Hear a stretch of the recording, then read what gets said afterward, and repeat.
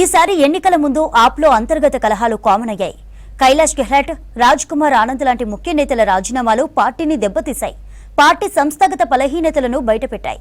Kejriwal personal PA తనపై దాడి చేశారని ఆప్ రాజ్యసభ ఎంపీ స్వాతి మాలివాల్ ఆరోపణలు చేయడం సంచలనం కలిగించాయి.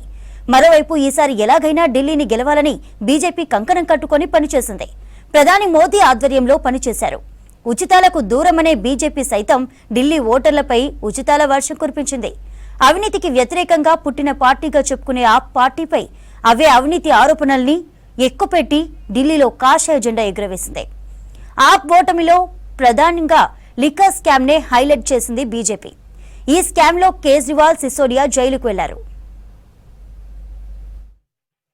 की बात करी थी, हमने यमुना रिवर फ्रंट बनाने की बात करी थी, दिल्ली में पोल्यूशन कम करने की बात करी थी, दिल्ली में ट्रैफिक कंजेशन कम करने की बात की थी। सारी की सारी दिल्ली को अच्छा सुंदर बनाना, दिल्ली को अच्छी राजधानी बनाना, जैसे दुनिया में राजधानी होती हैं वैसा बनाना कि दिल्ली वालों को ऐसी राजधानी पे गर्व हो, ऐसी राजधानी मिलके बनाएंगे। तो सारी हमारी प्राथमिकता है। परवेश, सबसे पहली जो प्राथमिकता है सीएम पद की, अगर दिल्ली की बात करें तो आपका नाम सबसे पहले आया, क्या कहिए इस पर? देखिए, हम ऐसी पार्टी में काम करते हैं जिसमें पार्टी का विधायक दल तय करता है, उसके बाद में पार्टी की लीडरशिप उस पर अपनी मोहर लगाती है। तो जो पार्टी का निर्णय होगा वो सबको मंजूर होगा। सर, हम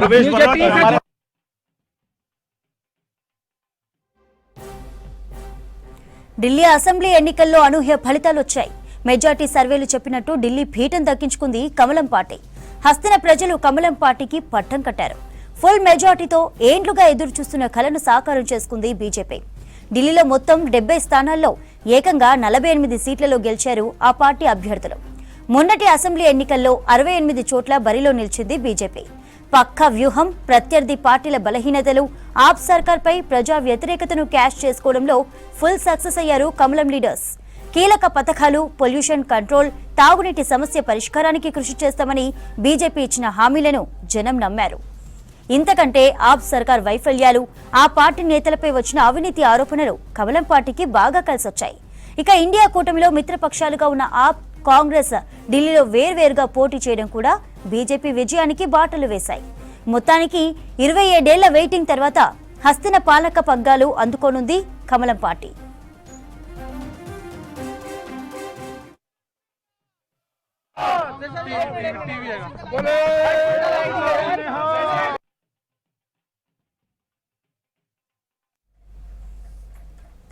ఈ ఎన్నికల్లో ఆప్ పార్టీకి దిమ్మ తిరిగి మైండ్ బ్లాక్ అయ్యే షాక్ ఇచ్చారు ఢిల్లీ ప్రజలు. వరుసగా 4వ అధికారంలోకి రావాలన్న ఆప్ జోరుకు బ్రేకులు వేశారు. మార్పు కోరుకుంటూ ఢిల్లీ పీఠాన్ని బీజేపీకి కట్టబెట్టారు. కమలం వ్యూహాలకు, ఓటర్ల తీర్పుకు ఆప్ ముఖ్య నేతలంతా మట్టికరిచారు. ఏకంగా ఆప్ నేషనల్ కన్వీనర్ మాజీ సీఎం అరవింద్ కేజ్రీవాల్ న్యూఢిల్లీ సెగ్మెంట్లో ఓడిపోయారు. ఇక జంగ్పురాలో మాజీ డిప్యూటీ సీఎం మనీష్ సిసోడియాకు ఓటమి తప్పలేదు. ఇక కల్కాజీలో స్వల్ప తేడాతో గెలిచారు ఢిల్లీ సీఎం అతిచి.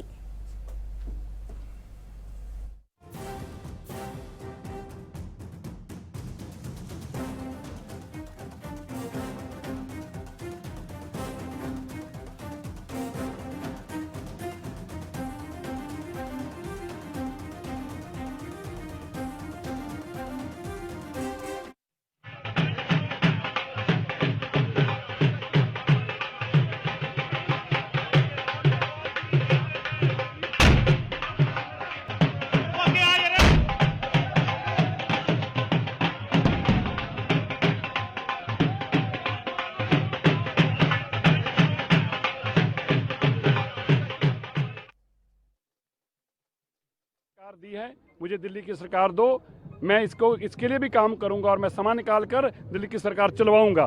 ये कारण था कि दिल्ली के लोगों को विश्वास हुआ और दिल्ली में हिस्टोरिक मैंडेट मिला है। और सबसे बड़ी खुशी की बात यह आज महोत्सव है। आम आदमी पार्टी जो आपदा बन चुकी थी, आपदा से दिल्ली के लोगों को छुटकारा मिला है। गंदे पानी, गंदी सड़कें, गंदी हवा, झूठे बहाने, सारा दिन झूठ बोलना और गंदगी अपने दिमाग में लेके घूमना, लड़ाई वाली पार्टी, झगड़े वाली पार्टी, गंदी पार्टी से लोगों को छुटकारा मिला है। 46 सीटें मिली हैं, किस तरह से देख रहे हैं? बहुत बड़ा मैंडेट है। हम तो कह ही रहे थे, हमारी बात आप मान नहीं कहा रहे थे। हमें तो अब यह है कि बेचारा केजरीवाल जी जब रोएंगे, ईवीएम का आज क्या हाल होगा। बेचारी ईवीएम को फिर रोना पड़ेगा और ईवीएम के ऊपर सिर पे फोड़ा जाएगा सब कुछ।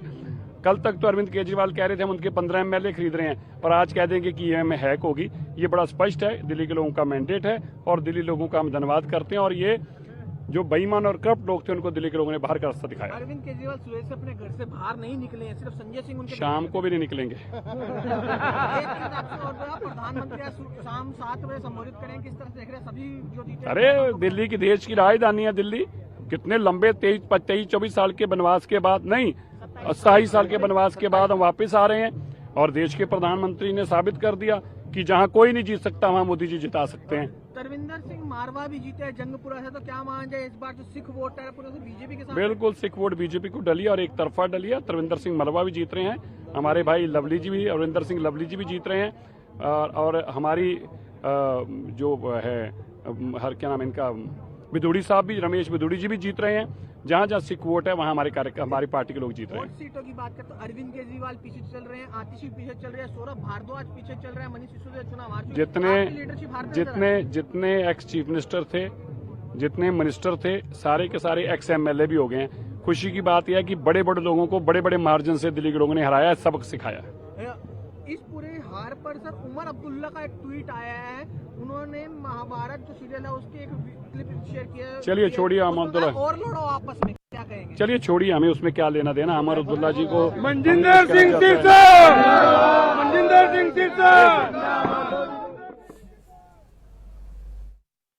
भाजपा की जीत, प्रधानमंत्री नरेंद्र मोदी जी ने जो देश को विकास का मॉडल ऑफ गवर्नेंस दिया है, जो सुशासन से भारत आज विकसित भारत बनने के लिए तेज गति से आगे बढ़ रहा है, जो दिल्ली के लोगों ने गत 10 वर्षों में भ्रष्टाचार, अराजकता और विकास से वंचित रहने का दुख देखा है, उसके सामने प्रधानमंत्री मोदी जी ने जो देश को एक विश्वास दिया है और अच्छे कामों से देशवासियों की सेवा की है, उसके लिए दिल्ली के लोगों ने मोदी जी को आशीर्वाद देने की जीत दी है।